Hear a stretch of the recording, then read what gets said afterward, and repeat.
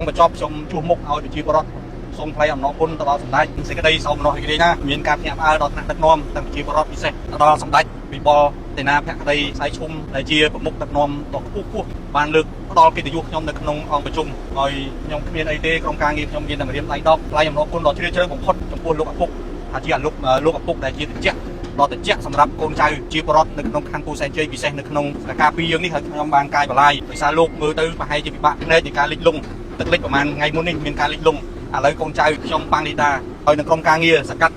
យើងបានចុះមកកាយបលាយថ្ងៃនេះបានមកកណាត់មកដល់រោងចក្រយើងបានវាយលបងឬរបងបានហើយទើបគ្នានេះក៏ខ្ញុំសូមថ្លែងអំណរគុណដល់អាយដាមសសខាឧបនាយករដ្ឋមន្ត្រីក្រសួងមហាផ្ទៃក៏លើកយកពួកខ្ញុំយកទៅនៅក្នុង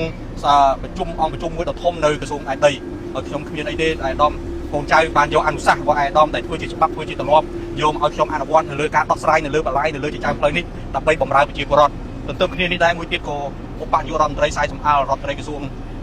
តែដីក៏បានលើកឈ្មោះខ្ញុំឲ្យអាយដាមភូមិសេងអភិបាលរាជធានីភ្នំពេញក៏ដោយសពកញ្ញរិទ្ធលោកប្រជុំបានផ្ដល់ការងារពិសេសអាយដាមភូមិសេងលោកបានជួយអីនឹងសម្រាប់ឲ្យក្រុមការងារខ្ញុំធ្វើនេះទាំងអស់ជាចុងបញ្ចប់ខ្ញុំជួបមុខឲ្យប្រជាពលរដ្ឋសូមថ្លែងអំណរគុណទៅដល់សម្ដេចអាយដាមនាយករដ្ឋមន្ត្រីសសខា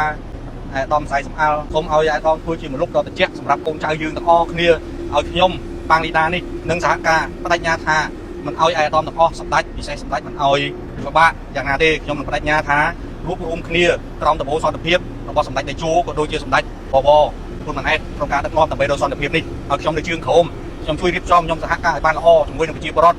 ដើម្បីដោះស្រាយរាល់បាតុភិបផ្សេងនៅក្នុងនេះជាមួយគ្នានេះដែរពួកខ្ញុំសូមបដិញ្ញាថាយើងនឹងខិតខំបន្តទៀតធ្វើឲ្យប្រសើរឡើងនៅក្នុងមូលដ្ឋានរបស់ខ្ញុំដោះស្រាយជាមួយទាំងបលាយលូមេក៏ដូចបលាយអង្គនីហើយនឹងដោះស្រាយបញ្ហាសណ្ដាប់ធ្នាប់រៀបចំរបៀបរៀបរយតាមផ្លូវទាំងអស់តាមអនុសាសន៍ដ៏គង់ខ្ពស់របស់ឧបនាយករដ្ឋមន្ត្រី